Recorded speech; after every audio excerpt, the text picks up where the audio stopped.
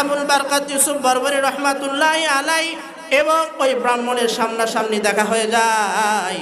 সামনাসামনি দেখা হয়ে যাওয়ার সঙ্গে সঙ্গে হাফেজ আবুল বারকাত ইউসুফ বরবরী রহমাতুল্লাহি আলাইহি ডাক দিয়ে বলে, ও চাচা, আপনার সাথে আমার কিছু কথা আছে। কি আছে বাজার?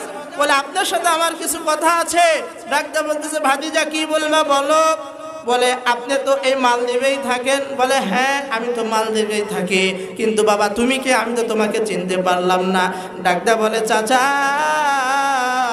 আমি হলাম মুসলমান, আমার সিনায় আছে আল কোরআন, আমার ধর্মের নাম ইসলাম। চিল্লায় এখন সুবহানাল্লাহ।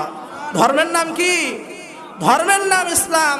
সেই সময় হিন্দু ব্রাহ্মণের ভিতরে কম্পন সৃষ্টি হয়ে গেছে, থরথর করে কাঁপতে শুরু করে দিয়েছে।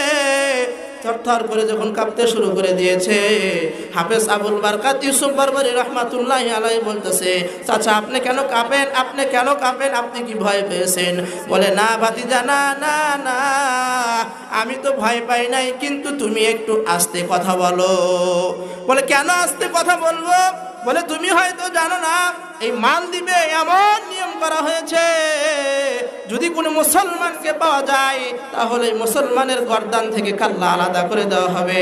তোমার যদি কেউ খবর জানে যে তুমি মুসলমান মালদ্বীপে অবস্থান করেছো, সঙ্গে সঙ্গে গর্দান থেকে তোমার কাল্লাকে আলাদা করে দেওয়া হবে।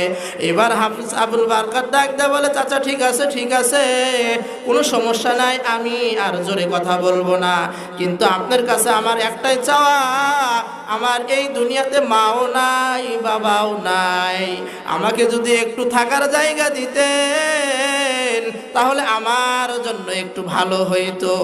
এইবার ডাক দিয়া বলে, ওই চাচা